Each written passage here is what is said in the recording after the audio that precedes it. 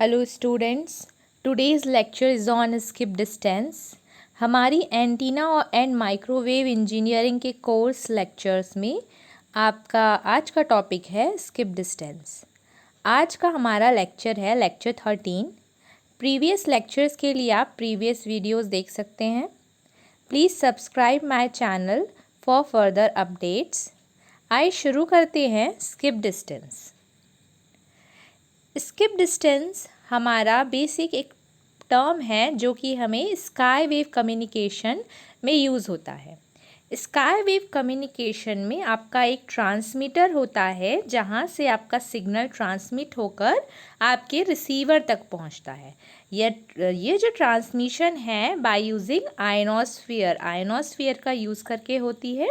Ionosphere क्या है? Ionosphere एक आपकी एटमॉस्फेयर में लेयर है जहाँ से आपका यह ट्रांसमीटर सिग्नल को ट्रांसमिट करता है और आयनोस्फीयर से हमारा सिग्नल रिफ्लेक्ट होकर नीचे उस पॉइंट तक पहुँचता है। अब जानते हैं हमारे टर्म स्किप डिस्टेंस को। तो स्किप डिस्टेंस जैसे आपका वर्ड सजेस्ट हो रहा है स्किप मतलब कि वहाँ पर वह चीज़ नहीं है, कुछ चीज़ वहाँ पे स्किप हो गई है। तो आप देखेंगे कि हमारा जो ट्रांसमीटर है सिग्नल को ट्रांसमिट कर दिया, रिसीवर तक वह सिग्नल पहुँच गया। अब ये जो ट्रांसमिशन है ये हमारे ट्रांसमीटर की कितनी दूरी तक हम अपने ट्रांसमिशन को कर सकते हैं या हमें सिग्नल रिसीव हो सकता है, इस बात पे अगर हम जोर दें तो हमें पता चलेगा कि जब भी हम ट्रांसमिट करेंगे सिग्नल को वह पर्टिकुलर दूरी तक ही जा पाएगा। उससे पहले आपका जो सिग्नल जो है वो रिसीव नहीं हो पाएगा।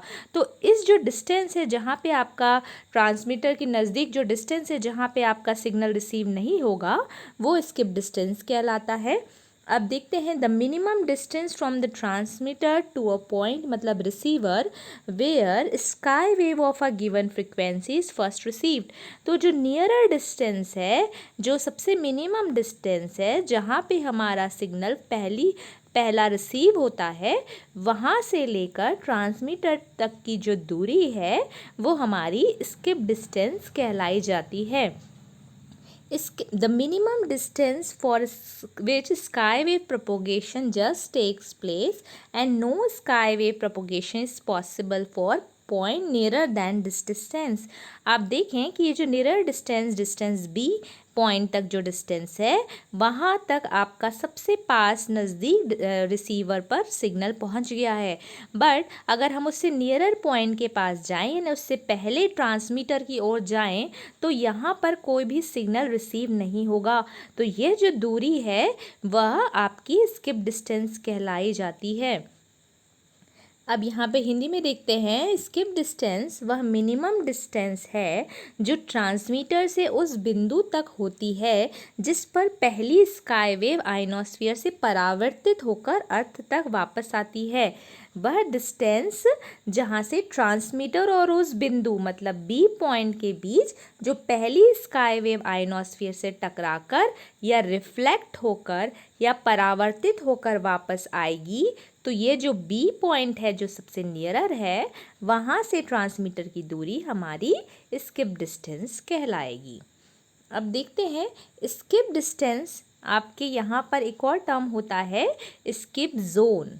स्किप जोन क्या होता है आइए देखते हैं। स्किप जोन वह एरिया है जो कि स्किप डिस्टेंस को कवर करता है।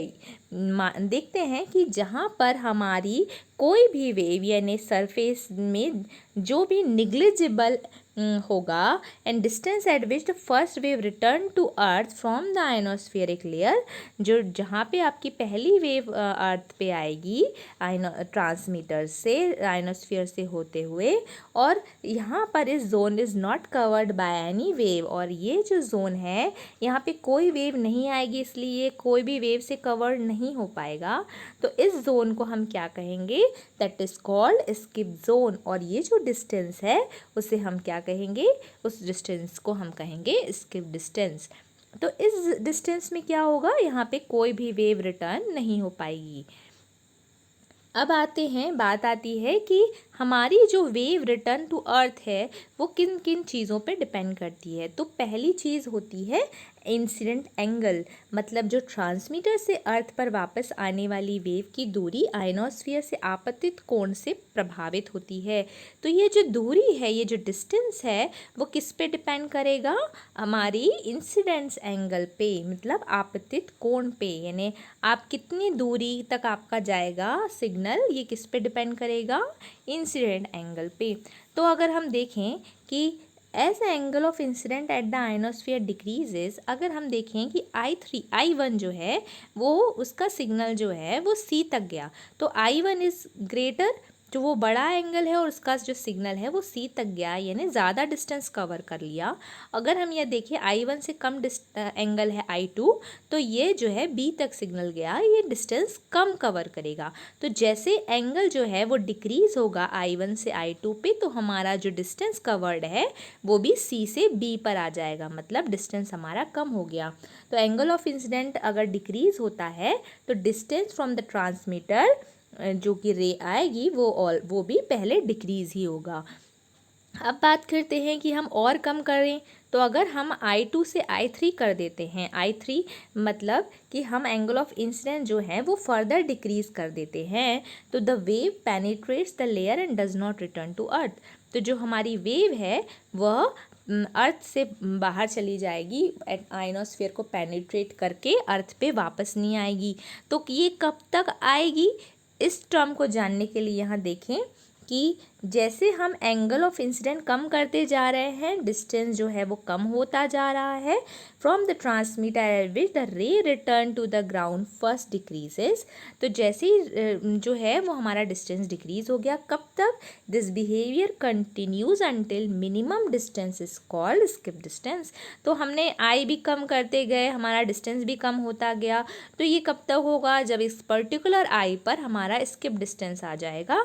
मीन्स कि अगर हम उससे एंगल कम कर देते हैं तो हमारी वेव जो है अर्थ पे वापस नहीं आएगी। तो एंगल कम करते जाए, डिस्टेंस कम होता जाए, और जैसे हम स्किप डिस्टेंस पे पहुंच गए उससे कम हम एंगल नहीं कर पाएंगे, क्योंकि अगर हम कर देते हैं कम तो वो पेनिट्रेट कर जाएगी, आयनोस्फीयर से बाहर चली जाएगी और अर्थ पे वापस नहीं आएगी। अब आगे देखते हैं कुछ फैक्ट्स क्या कहते हैं। जैसे जैसे हम फ्रीक्वेंसी को बढ़ाते जा रहे हैं हमारा स्किप डिस्टेंस बढ़ेगा। अभी हमने दो टर्म्स देखे थे, पिछला टर्म था इंसिडेंट एंगल का। अगर हम इंसिडेंट एंगल को कम करते जा रहे हैं तो हमारा डिस्टेंस जो है वो कम होता जाएगा। और हम देख रहे हैं जैसे अगर हम फ्रीक्वेंसी को बढ़ाते जा रहे हैं तो हमारा डिस्टेंस जो है वो बढ़ता जाएगा। अब बात आती है कि अगर हमने क्रिटिकल फ्रीक्वेंसी, जो हमने पिछली क्लासेस में देखा था, क्रिटिकल फ्रीक्वेंसी से अगर हम फ्रीक्वेंसी को कम करते हैं तो क्या होगा? जो स्किप डिस्टेंस है वो ज़ीरो हो जाएगा। तो जो डिस्टेंस है वो क्या हो जाएगा? ज़ीरो हो जाएगा, अगर हमने फ्रीक्वेंसी को क्रिटिकल फ्रीक्वेंसी से कम रखा। अब बात आती है, अगर हमारी फ्रीक्वेंसी जो है क्रिटिकल फ्रीक्वेंसी से ज़्यादा अगर हम इंक्रीज़ करते हैं तो जो इफ़ेक्ट ऑफ आयनोस्फीयर जो है वो किस पे डिपेंड हो जाएगा? वो डिपेंड हो जाएगा आई पे।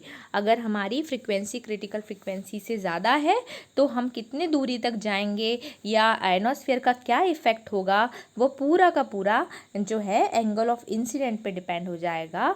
बट ये कंडीशन है कि हमारी जो फ्रीक्वेंसी है वो क्रिटिकल फ्रीक्वेंसी से ज़्यादा हो जानी चाहिए। तो यहाँ पर आप देखेंगे कि डिफरेंट एंगल्स पे हमारे जो डिस्टेंस कवर्ड है वो डिफरेंट डिस्टेंस कवर्ड किए गए हैं। अगर हमने I2 से और एंगल कम किया, I3 किया, तो हमारा जो सिग्नल है वो पेनिट्रेट करेगा आयनोस्फीयर को और वो वापस नहीं आएगा। अब बात करते हैं स्किप डिस्टेंस कैसे कैलकुलेट कर रहे हैं। तो उसके लिए पर्टिकुलर इक्वेशन है जहाँ पर हमने FMUF और FC का रेशियो लिया है। FMUF और FC के वीडियोस पिछले लेक्चर्स में हैं, आप देखेंगे। FMUF क्या होता है? इज मैक्सिमम यूजेबल फ्रीक्वेंसी, और FC क्या होता है? ये होती है क्रिटिकल फ्रीक्वेंसी। इन दोनों का रेशियो हमारी एक इक्वेशन बना रहा है। अब यहाँ इस इक्वेशन से डी स्किप की वैल्यू निकालेंगे। डी स्किप आपका स्किप डिस्टेंस है। इस यहाँ पर देखें तो जो अंडर रूट है वो यहाँ पे जाके स्क्वायर हो जाएगा, ये +1 में इस साइड जाके -1 हो जाएगा, तो ये अंदर की टर्म्स आ जाएंगी। फिर आपका ये जो स्क्वायर है वह इस इन पूरी टर्म्स को क्या दे देगा, अंडर रूट दे देगा जिस प्रकार से, और आपके डी स्किप के डिनोमिनेटर में 2h है जो कि यहाँ पे जाके मल्टीप्लाई में आ जाएगा 2h। तो इस इक्वेशन से आप इस इक्वेशन को बना सकते हैं। इस इक्वेशन में डी स्किप आपका स्किप डिस्टेंस है, h आपका height of the reflected layer है फ्रॉम द आइनोस्फीयर। तो जो आइनोस्फीयर की लेयर्स हैं उसकी हाइट आप देखेंगे तो वो h से शो हो रही है। बाकी डी स्किप का आपका ये इक्वेशन है, आप इस इक्वेशन को देखें, इस इक्वेशन के बेस पे आप न्यूमेरिकल्स कर सकते हैं जो कि डी स्किप की वैल्यू आपको निकाल देंगे कि किसी भी पर्टिकुलर जो ट्रांसमीटर है और उसके पास का जो स्किप डिस्टेंस है वो कितना होगा। फिर thank you to all of you and subscribe my channel.